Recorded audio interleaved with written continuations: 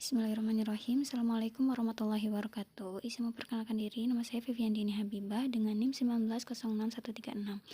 Ini merupakan tugas dari UTS Manajemen Akomodasi yang dosen pengampu oleh Bapak Muhammad Henfi Abdul Khair Espar MPPAR. Tugas ini berisikan resum dari setiap materi yang diberikan selama perkuliahan dari mata kuliah Manajemen Akomodasi. Yang pertama itu mengenai konsep dasar akomodasi. Akomodasi adalah sesuatu yang disediakan untuk memenuhi kebutuhan, misalnya tempat menginap atau tempat tinggal sementara bagi para wisatawan yang sedang bepergian. Jenis-jenis akomodasi menurut Peraturan Pemerintah Nomor 5 Tahun 2021 tentang penyelenggaraan perizinan berusaha berbasis risiko terbagi kepada 9 jenis akomodasi. Yang pertama ada hotel berbintang, hotel non berbintang, pondok wisata, penginapan remaja, bumi perkemahan, persinggahan karavan, dan taman karavan. Yang keenam villa non bintang dan juga villa berbintang, apartemen hotel, penyedia akomodasi jangka pendek lainnya, dan yang kesembilan penyedia akomodasi lainnya.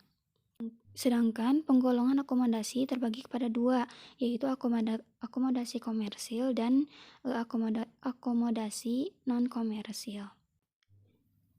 Untuk jenis hotel berdasarkan lokasi, ada city hotel, yaitu hotel yang berada di pusat kota besar, khususnya kawasan bisnis dan juga pusat keramaian, seperti misalkan hotel Grand Pasundan yang berada di pusat kota Bandung.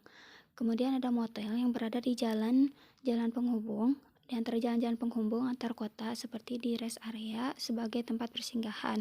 Kemudian ada resort hotel yang lokasinya itu di pantai, gunung, tepi danau.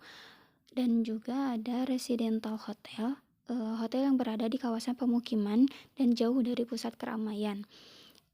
Dan yang terakhir ada downtown hotel yang berada di kawasan perdagangan dan juga perbelanjaan. Jika jenis hotel yang berdasarkan plan ada dibagi kepada 4.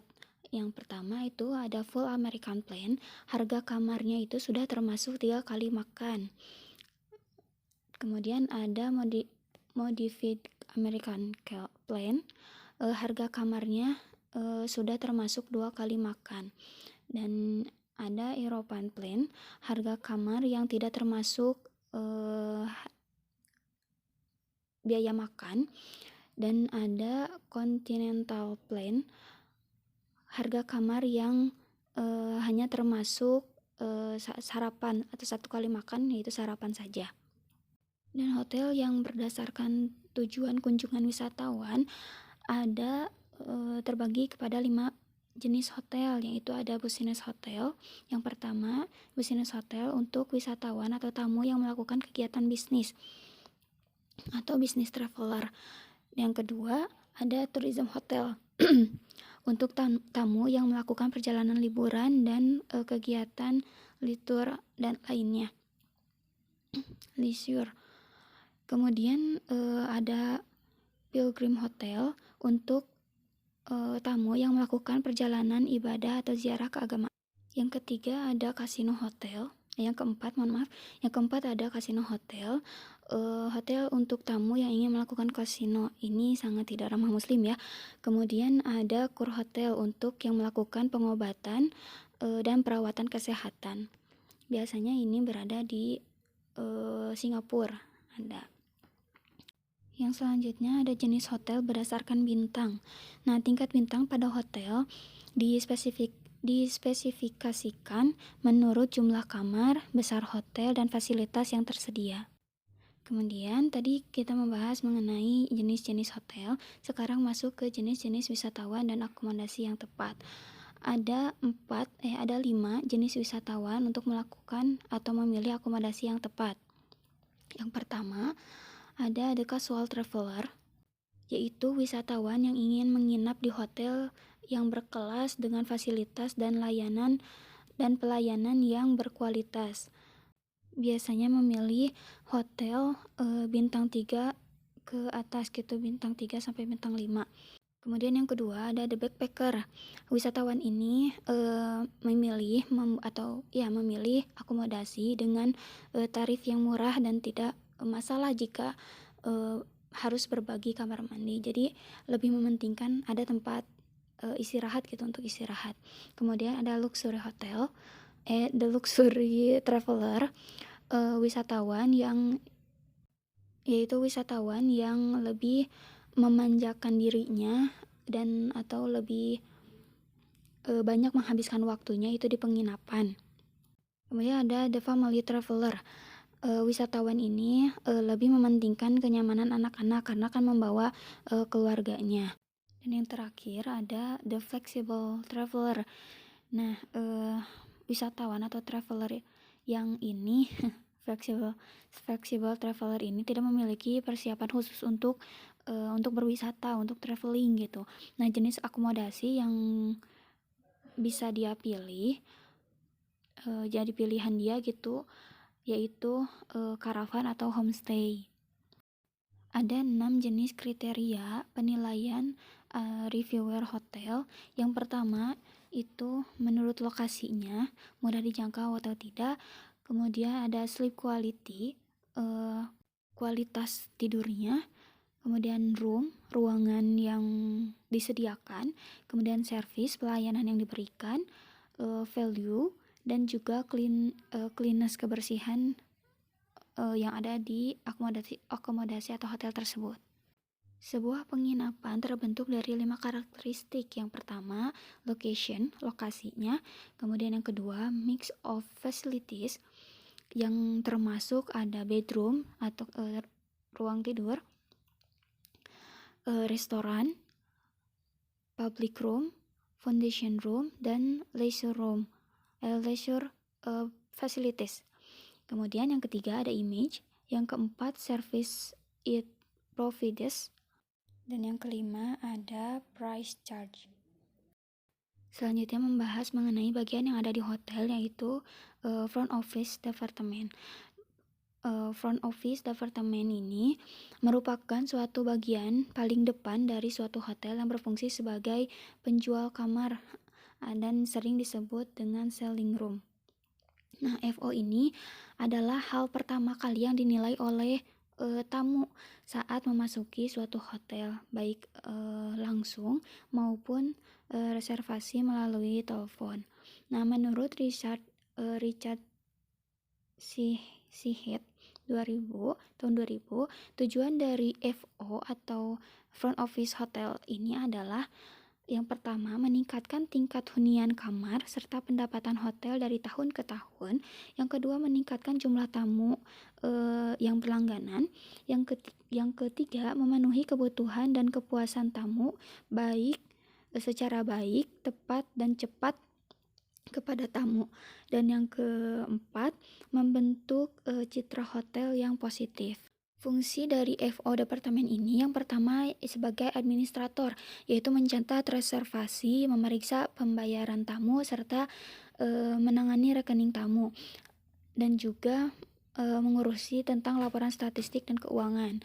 Yang kedua itu menjual kamar. Kegiatan yang dilakukan antara lain itu menerima pemesanan kamar, melakukan pendaftaran tamu, dan juga memblok kamar. Yang ketiga, sumber informasi, memberikan info tentang hotel, produk, dan public service atau fasilitas hotel. Yang keempat, sebagai koordinator pelayanan, mengkoordinasikan informasi dan data reservasi kepada seluruh bagian lain untuk memenuhi keinginan tamu. Yang selanjutnya, melaporkan status kamar yang terkini, membuat laporan yang dibutuhkan oleh hotel, memberikan layanan telekomunikasi untuk tamu, memberikan pelayanan barang bawaan tamu, dan juga menyelesaikan keluhan yang diberikan oleh tamu. Selanjutnya, peran dari FO departemen memberikan informasi, menjual kamar, ya sales person, wakil manajemen, penyimpanan data, diplomatis, pemecah masalah, dan juga hubungan masyarakat atau humas. Jadi hubungan antara perusahaan dan juga tamu gitu ya, kita maksud. Selanjutnya, mengenai peralatan yang digunakan untuk sistem hotel semi otomatis atau komersial. Yang pertama ada front office counter, yang kedua ada room rack, rak status kamar, yang ketiga itu ada information rack, dan yang keempat ada reservation rak rak pemesanan kamar. Dan sedangkan peralatan yang digunakan untuk sistem hotel otomatis atau komputerisasi, yang pertama ada komputer, ada bill rack, safe deposit box, paging board, kemudian ada pigeonhole hall, ada key encoder machine, ada electronic data capture, ada telepon, ada fax machine atau mesin fax, kemudian ada key drop box, ada PABX, kemudian ada login troller. Poin-poin utama yang dalam manajemen front office department terbagi ada 5 poin. Yang pertama ada perencanaan front office department, yang termasuk ke dalamnya adalah perencanaan program kerja, perencanaan harga jual kamar, perencanaan cuti karyawan, perencanaan program kursus karyawan, perencanaan RAB bulanan, dan juga perencanaan program outing atau get together tahunan bagi karyawan. Yang kedua ada pengorganisasian front office department, yang termasuk di dalamnya itu pembuatan struktur organisasi di depan kantor, pembagian kerja dalam melaksanakan program yang telah ditetapkan, dan juga sistem wewenang tanggung jawab serta hierarki pelaporan. Yang ketiga ada penempatan karyawan FO, staffing, yang meliputi staffing dan juga penempatan orang yang sesuai dengan kemampuannya. Yang keempat ada pengontrolan front office department. Yang pertama yang termasuk di dalamnya adalah kontrol terhadap keuntungan kamar, kemudian harga kamar rata-rata, projection dan actuating dari anggaran yang telah ditetapkan, dan juga controlling terhadap kualitas pelayanan. Dan yang selanjutnya ada evaluasi front office department, yang meliputi dapat dilihat yang meliputi evaluasi terhadap hasil akhir yang benar-benar telah dicapai atau dilaksanakan, dan juga evaluasi apakah suatu pekerjaan atau hasil kerja yang telah dikerjakan itu mencapai sasaran atau belum. Selain front office ada housekeeping management. Housekeeping management adalah salah satu departemen yang bertanggung jawab atas kebersihan keseluruhan baik guest room atau public area. Peran penting dari housekeeping management, yang pertama itu general revenue, yang kedua ada public relation, karena dapat menentukan apakah tamu akan tinggal di hotel atau tidak. Jadi tergantung dari keberhasilannya, dari kebersihan ruangan atau kamar yang ada di hotel tersebut. Kemudian yang ketiga ada make repeater guys, tamu yang mengulang untuk menginap di hotel tersebut gitu, kembali lagi untuk menginap. Kemudian ada protect investment, bertugas memelihara kebersihan peralatan. Kelima ada prologue life of furniture, memelihara perabotan artinya peralatan yang ada di peralatan furnitur yang ada di hotel.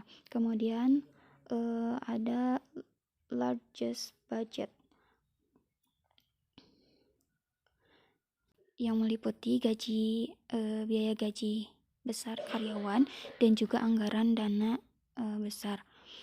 Kemudian ada row of the room attendant of quiz, yaitu Romain memiliki peran krusial bagaimana kinerja pegawai akan menentukan apakah tamu akan senang atau tidak. Ada 4 poin penting pengelolaan housekeeping.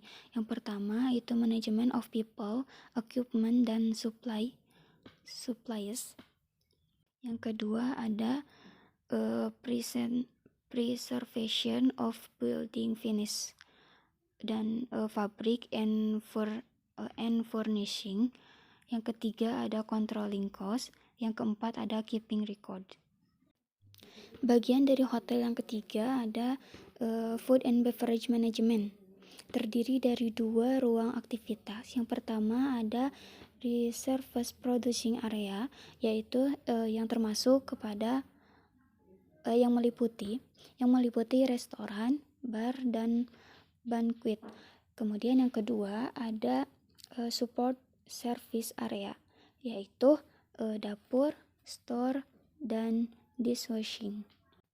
Divisi food and beverage ini adalah salah satu departemen yang kompleks dalam hal jumlah karyawan, penghitungan pendapatan dan biaya, dan pengendalian yang harus dilakukan manajemen.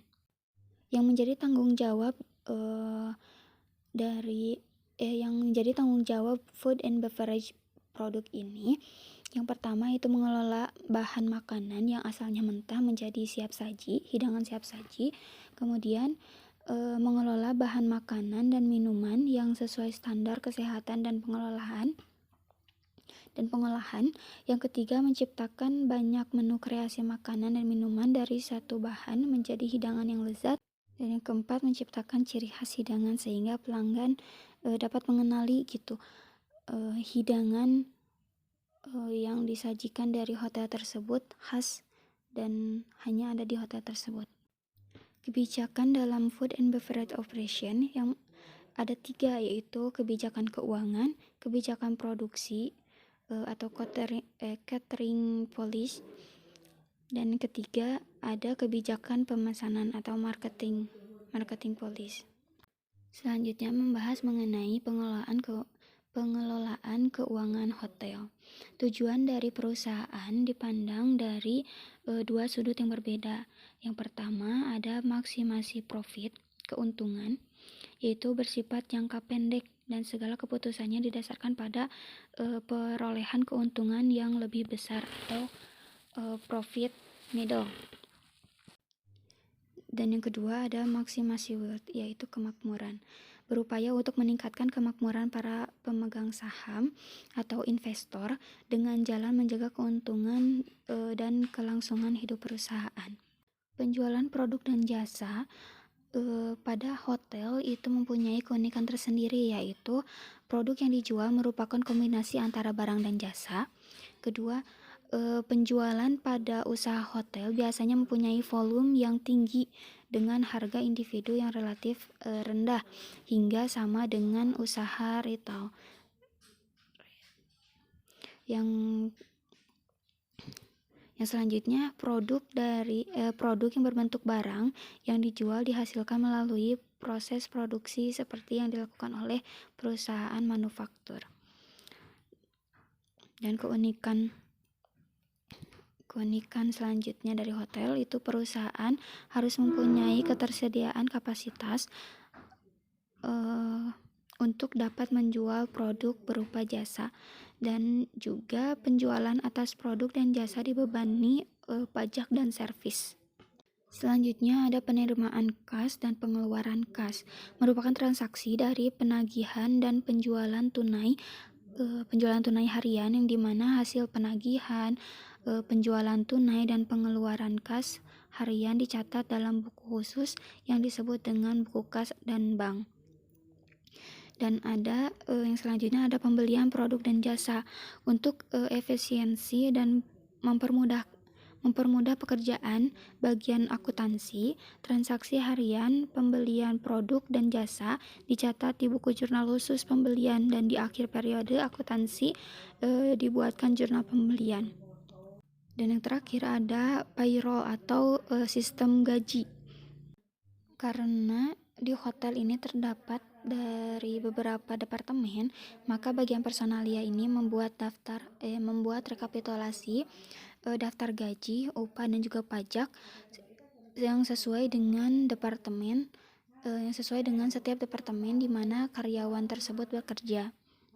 Untuk mempermudah peraturan manajemen keuangan pada usaha perhotelan, maka diperlukan dan menggunakan sistem otomasi akuntansi yang dapat terhubung pada semua divisi dan mencatat semua transaksi keuangan dengan mudah dan efisien.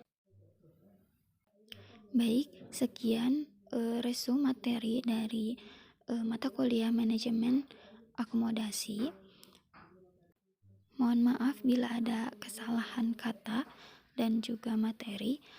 Ditutup saja dengan doa, Robbana atina fid dunya hasanah wa fil akhirati hasanah wa qina adzabannar. Assalamualaikum warahmatullahi wabarakatuh.